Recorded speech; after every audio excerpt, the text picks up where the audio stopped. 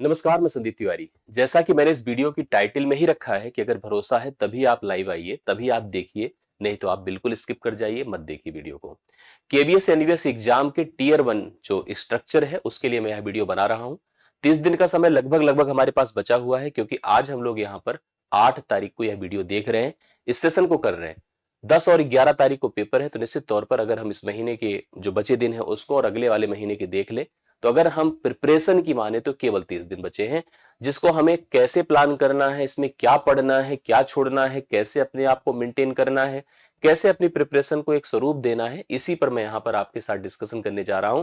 फिर वही बात, इसी के साथ शुरुआत होगा सेशन की, कि अगर आपको भरोसा है, अगर आपने मुझे पढ़ाते देखा है, अगर आपने मुझसे एग्जाम में कुछ हेल्प पाई है, तो आप इसमें जुड़िए, आप इसको मजबूती दीजिए। यह सेशन, यह प्रयास ही आपको सफल बनाएगा। इससे मैथ की जो कमियां हैं, मैथ को लेकर के समस्याएं हैं, वह आपकी दूर हो जाएंगी, क्योंकि एनबीएस केबीएस के इस बदले हुए पैटर्न में सबसे बड़ा चैलेंजिंग विषय आपके लिए मैथमेटिक्स ही है।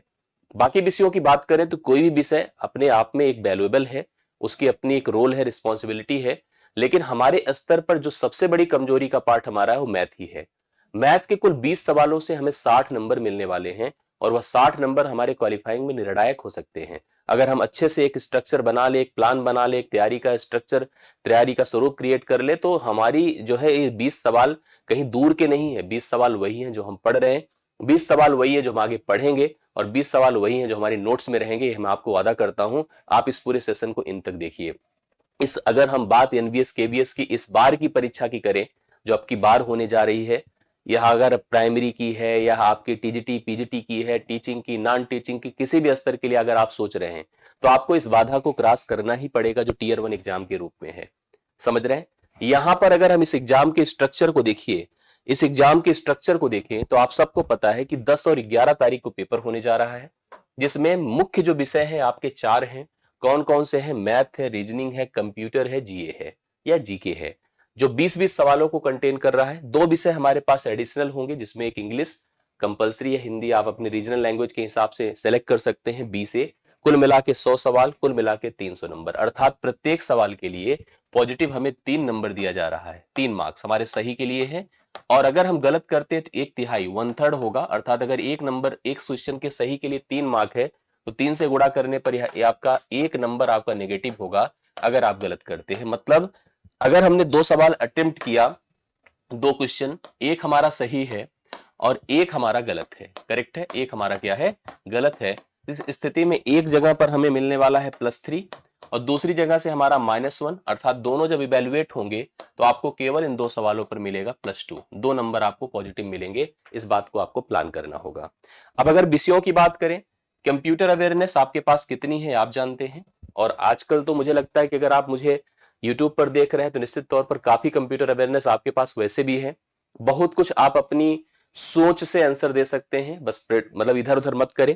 रीजनिंग काफी हद तक आपका मैथ से कवर हो जाता है, और जीए की रही बात तो लुसेंट से लेकर के तमाम अलग अलग किताबें जो आपको मिलती हैं, जो वन लाइनर्स होती हैं, उसको पढ़ने से आपको बहुत हेल्प मिलेगी। जैसे अगर रेलवे का आपने पेपर दिया होगा, रेलवे की जो पीआरटी थी, उसके स्तर की जैसी जीए जीके बनती है, उसी स्तर पर आपसे सवाल यहाँ पर एग्जामिनर आपको देगा।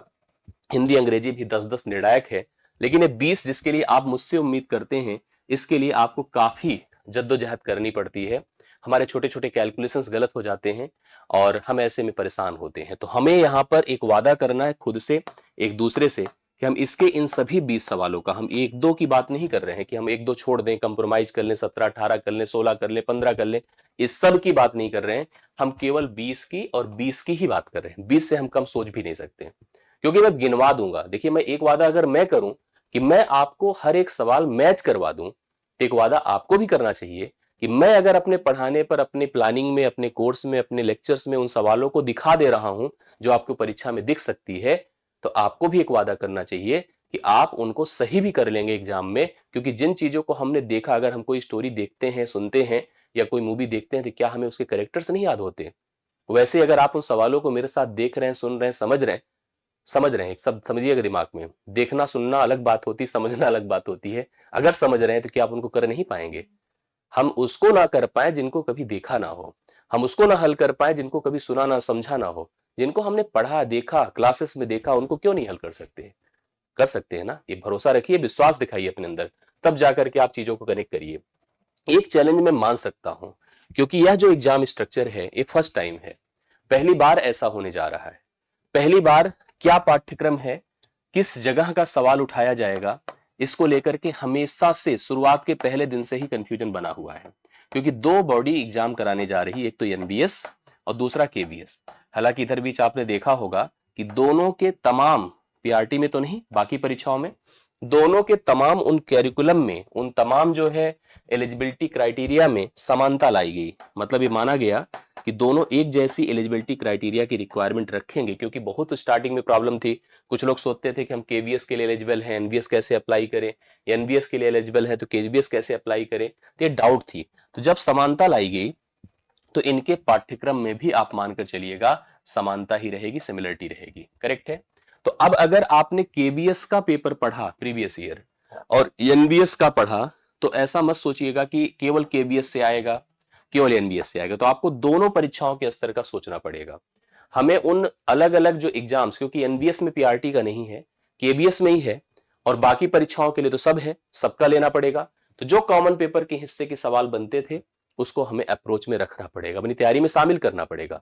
मतलब अब केवल एक परीक्षा ओरिएंटेड हम प्रिपरेशन नहीं कर सकते, हमें दोनों परीक्षा ओरिएंटेड प्रिपरेशन करनी होगी। मतलब दोनों के स्तर को समझना होगा, दोनों के पैटर्न को समझना होगा, दोनों की लेवल ऑफ डिफिकल्टी को देखना पड़ेगा। जैसे एक एग्जाम होता है, आप सबको पता है, DSSS, आप उसका थोड़ा सा एक बार पेपर एनालिसिस करिए तो आपको लग जाए, क्योंकि उसका भी तो पेपर है, उसका एनालिसिस करिए तो आपको समझ में आ जाए किस स्तर का मैथ पूछ सकता है। तो हम मैथ की तैयारी में स्तर में कमी नहीं रखेंगे, हम अपने अनुभव के आधार पर हमने सवालों का सिलेक्शन किया है, मैं आपको दिखाता हूं। और आज का सेशन करने के बाद आपको क्लियर भी हो जाएगा कि हमको यही पढ़ना चाहिए जो सर बता रहे हैं। ठीक है, हमें उन्हीं उन्हीं टॉपिक पर ध्यान देना चाहिए जो हम बता रहे हैं। अभी आपको बहुत छोटा लगने लगेगा आपको पाठ्यक्रम, जो भी आपको बहुत ही ब्रॉड और बड़ा दिख रहा होगा, लंबा दिख रहा होगा, सच में बहुत छोटा दिखेगा। मैं आपको दिखा रहा हूं, आपको थोड़ा लेके चलता हूं, क्योंकि हमारी जिम्मेदारी मैथ की है और हम मैथ की जिम्मेदारी हम आपकी कंप्लीट लेते हैं। आप आइए, आप तो 20 ही सवाल की बात कर रहे हैं ना, हम आपको 20 से ज्यादा सवाल दिखा देंगे और आपको लगने लगेगा 20 से ज्यादा सवाल भी आएंगे तो भी आराम से हम कर लेंगे। कैसे? आपके यहाँ पाठ्यक्रम में एक हिस्सा है डीआई, ध्यान दीजिएगा, डीआई। और आपको पता है कि डीआई जब एक फिगर देता है, एक फिगर, तो उस फिगर पर 5 सवाल देता है। चलिए हम मान लेते हैं 5 नहीं रहेगा, 3 होगा, 4 होगा, कम हो सकता है 1-2, लेकिन 5 की भी तो गुंजाइश हम ले सकते हैं। तो 15 में, 20 में तो 5 पहले हो गया, बचे 15। तो अब इसकी तो पूरी आप एकदम ऑनेस्टी से जिम्मेदारी मुझ पर दे दो, छोड़ दीजिए कि सर करा देंगे वही आ जाएगा, चिंता की बात नहीं। तो डीआई में तो आप हमें अगर भरोसा करते हैं, जानते होंगे, तो ये आपके 5 सवाल क्लियर हो गए। चलो 5 नहीं, 3 हुए, 4 हुए, लेकिन 3 से कम तो नहीं होगा ना, हो गए ना क्लियर ना, 5 सवाल तो हमने कवर कर दिया। एक टॉपिक होता है रेशियो का, इतना आसान, इतना बढ़िया और इतना इंटरेस्टिंग होता है। ये मैं गारंटी दे रहा हूं कि आपको 4 क्वेश्चन देगा। कैसे देगा सुनिएगा। एक ही चीज पढ़ना है, डिफरेंट डिफरेंट 10 बातें नहीं पढ़नी है।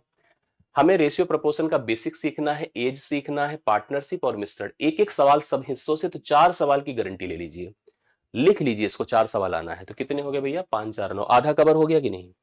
आधा कवर हो गया, 9 सवाल पर पहुंच गए। अभी इधर चले आइए, एक एक सवाल वाले टॉपिक होते हैं जो एक एक सवाल देते हैं। हालांकि मैं इधर आपको लेके पहले चलूंगा, percentage, profit loss, discount, SICI, 3 से 4, तो मैं इसमें 2 भी लिख सकता हूं, 3 भी लिख सकता हूं, 4 भी लिख सकता हूं। तो 9 उधर है, तो 2 या 3 अगर आप इधर कर दे तो 9 3 12 होता है, या 10 आप मानकर चलिए, 11 मानकर चलिए, लेकिन इससे कम तो नहीं गुंजाइश होगी। दरअसल कभी कभी इसमें एक ही 2 टॉपिक का सवाल दे देता है। SICI दे दिया उसने ना, SICI दे दिया उसने, नहीं पूछा हमसे जो है परसेंटेज, नहीं पूछा डिस्काउंट, नहीं पूछा प्रॉफिट लॉस, बट हमें 2 सवाल तो कम से कम देने वाला है, तो 11 तो ऐसे ही हो गए। ठीक है। एक कुछ टॉपिक है जैसे सरलीकरण, मैं गारंटी दे रहा हूं सरलीकरण में एक बेसिक सरलीकरण, एक परसेंटेज रिलेटेड सरलीकरण, 2 सवाल आपको देगा। नंबर सिस्टम और डेसिमल से भी आपको 2 से 3 सवाल मिलेंगे, तो 3 से 4 सवाल तो यही हो गए। तो 11 12 उधर हो रहा, 12 3 15 13 14 पर हम पहुंच चुके हैं, 14 पर। ठीक है, ये सब सिलेक्टेड है, एक एक हिस्से की मैराथन की क्लासेस हैं, कवर होने वाली हैं। कुछ ऐसे हिस्से हैं जैसे कि एलसीएम एक सवाल गारंटी देगा, एकदम लिख लीजिए, पक्का मैं जो बोल रहा हूं। एवरेज एक सवाल गारंटीड देगा, टाइम एंड वर्क देगा, एक चाल दूरी समय देगा। हो सकता है एक सवाल में किसी में कम ज्यादा हो जाए, ऐसे में 3 से 4 सवाल ही होता, 13 3 16 14 17 टोटल सवाल हो गए। अब बात आती है एडवांस की। एडवांस में कुछ हिस्से ऐसे हैं जहां से एक एक सवाल की आने की 100% पॉसिबिलिटी, जैसे 2D 3D से एक सवाल, अलजेब्रा से एक सवाल या 2 भी हो सकता है, एपीजीपी एचपी से एक सवाल और सांख्यिकी से एक सवाल, ठीक है।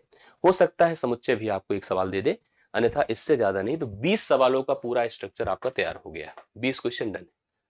अब इसको पढ़ना कैसे है ये बहुत जानना जरूरी है। आपने क्या पढ़ा है ये भी बताइए, आगे हमको कैसे कवर करना है ये भी बताइए।